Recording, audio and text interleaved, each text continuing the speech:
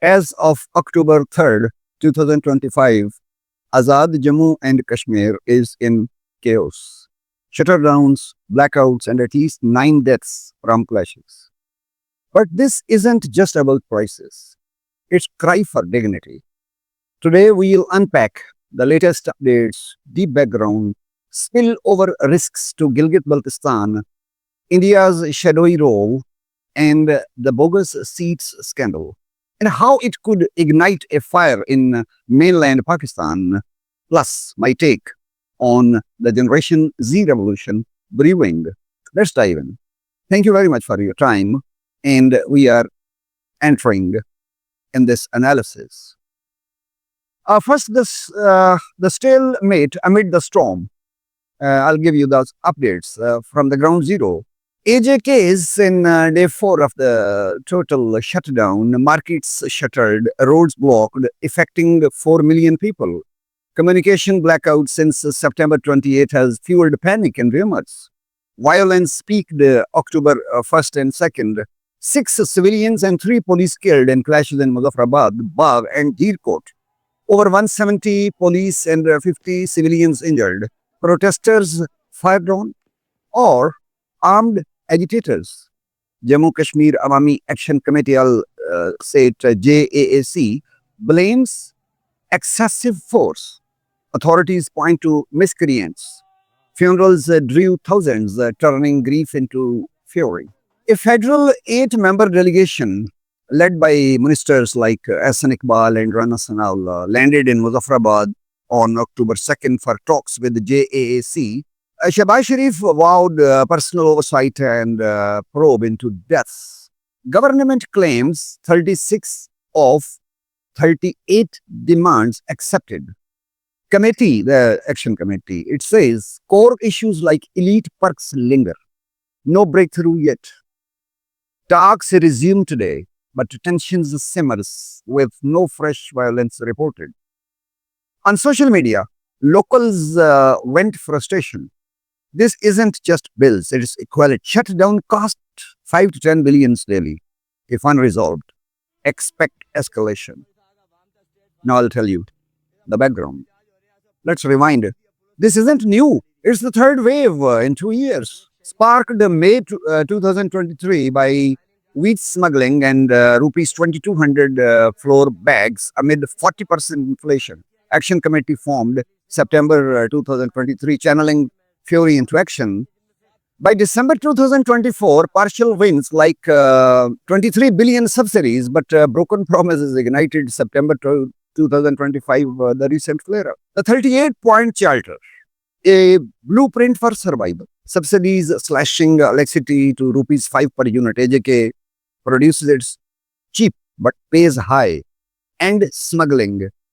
Free education, healthcare, infrastructure like Muzaffarabad Airport revival. Governance hits like a cut elite perks, unlimited fuel and staff, scrap job quotas favoring outsiders, justice drop cases on 2023 protesters, and forced 2019 court royalty ruling. Jammu Kashmir generates 100 billion from dams, but electricity and huge dams, but like Mangala, but gets crumbs. Root, federal neglect. 90% budget from Islamabad, but locals feel colonized. Jammu and Kashmir semi-autonomy mocks itself. Islamabad pulls strings.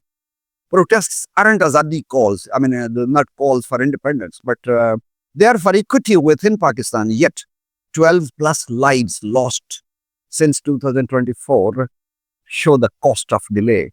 As one Twitter thread nails, years of frustration boiling over. Let me point it out, another very important factor, and that's spillover, danger. Let's zoom out. Could this hit Gilgit-Baltistan? Absolutely. Similar waves. GB's Awami Action Committee echoes Action Committee here in Jammu and Kashmir. Subsidies on wheat, electricity, tariffs up 80% in 2024. Let's not forget.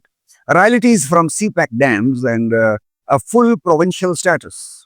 No representation in Pakistan's parliament, just an advisory council. October 2025, No direct clashes yet, but solidarity strikes in Gilgit city, September 29th, blocking Karakoram highway. Social media is a buzz. Links AJK, Jammu Kashmir, Gilgit-Baltistan, Balochistan wake up on neglect. Grievances mirror. Elite capture, 30% unemployment, mining sector, eroding lands. If Jammu Kashmir talks fail, GB's youth, fueled by social media, could erupt, paralyzing CPEC routes. Pakistan risks a northern belt rebellion and things, and southern areas are not very good. All of us know. Costing billions in trade. Deeper is a federalism's fracture. Peripheral regions demanding their slice. Now let's talk about India's factor. Enter India and silent glee. New Delhi's media spins Jammu and Kashmir as proof of POK, Pakistan occupied Kashmir, as they say. They say it oppression. Recycling, this is very unfortunate. Recycling old videos to claim 46 deaths, busted by fact checks thanks to social media. Indian Ministry of External Affairs hint Unrest exposes Pakistan's failures, trying to April 2025 Unrest treaty suspension and Pahalgam attack. YouTube amps it. India behind unrest, pure deflection. Truth. India's Ladakh protest, 4 dead September 24 over statehood. Mirror AJK, autonomy cries post 2019, but Delhi uses AJK to deflect. See, their Kashmir is worse. See, their Kashmir is not good. Risk escalates. Border tensions with Pakistan accusing a raw funding. Research and analysis wing. Twitter calls it out. Indian lies on recycled clips. Geopolitically, it weakens Pakistan's Kashmir narrative globally. I repeat, geopolitically, it weakens Pakistan's Kashmir narrative globally. Let's talk about the bogus seat scandal. Core deadlock is these 12 bogus reserved seats for 1947 refugees, now less than 5% population in a 53 seats assembly. They control 20% power, making and breaking government, siphoning funds from locals. Action Committee demands abolition, historical justice, or elite monopoly. Need constitutional tweak, but Islamabad clings.